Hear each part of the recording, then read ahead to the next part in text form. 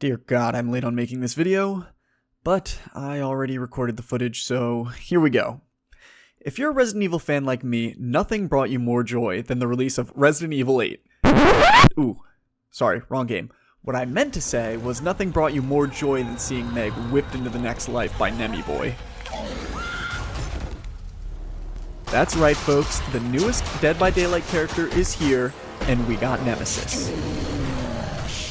Along with this iconic juggernaut, we saw the addition of 3 new killer perks: Hysteria, Eruption, and Lethal Pursuer.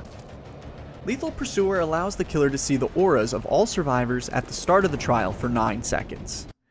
This sounded like an insanely strong perk at first. After all, if you're able to find the first survivor and hook them quick enough, you're one step closer to getting them out of the trial and hurting their team's chances of escaping. I decided to put this perk's usefulness to the test.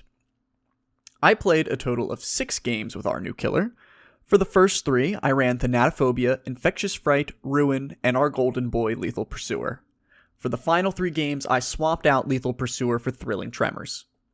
I decided to base the criteria of this experiment on 3 things: how long it took to initiate chase, how long it took to get my first hit, and how many kills did I end the match with. If you don't like that criteria, I don't know, make your own video, I guess?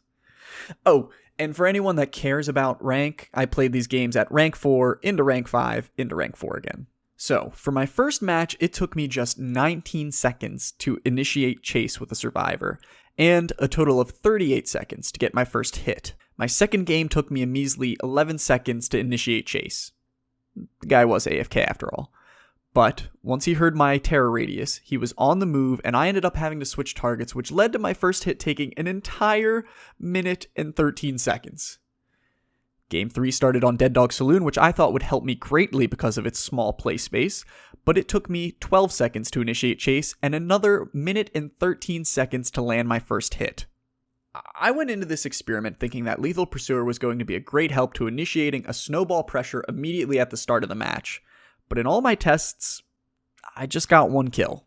After those matches, I decided to swap out Lethal for Thrilling. God, how does anybody keep up with these names anymore? And my first match took me 12 seconds to find my first survivor and hit him. This meant that even without Lethal Pursuer, I had tied my second fastest chase time and beaten all of my first hit times. Granted, the Leon was coming out of a locker. Thinking that game was a fluke, I moved on to game 2. This game took me 34 seconds to initiate chase, and 1 minute and 13 seconds to get my first hit. For my last game, it took me a huge 41 seconds to initiate chase, but only 47 seconds to get my first hit. So let's look at the data. My chases with Lethal Pursuer took an average of 14 seconds to start, and 61 seconds to land a hit. Using Tremors instead of Lethal Pursuer, I averaged 29 seconds to start a chase.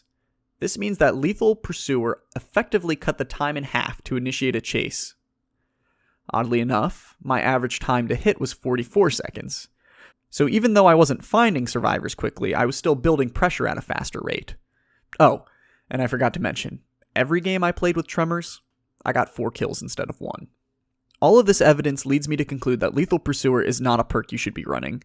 Other perks that give you continual information on what survivors are doing will help you get better success. The perk helps you reach survivors quicker, but the issue is that survivors often spawn in stronger areas, or they can see you and just run away quickly. If you take longer to initiate your chase, you're more likely to catch them off guard in a dead zone, or praying to their beloved gens. I'd recommend swapping out for perks like Barbecue, Thrilling, Discordance, or Bitter Murmur.